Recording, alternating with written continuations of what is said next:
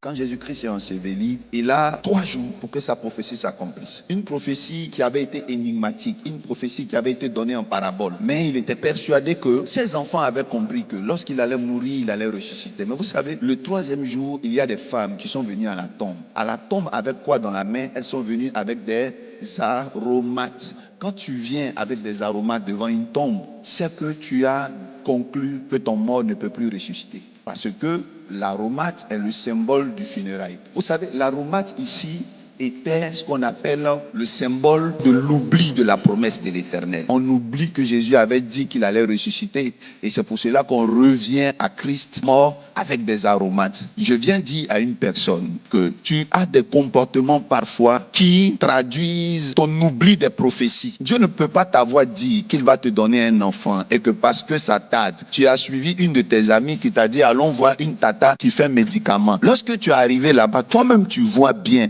que la tata, elle n'est pas médecin. C'est une féticheuse. Quand on te voit te compromettre, quand on te voit virer vers d'autres choses, on se demande est-ce que tu te souviens des promesses. Tu as parfois l'aromate dans ta main parce que tu as oublié qui tu es. Tu as été pensé par Dieu. Tu es précieuse, précieux aux yeux de Dieu. En cette Pâque, je veux que tu reviennes.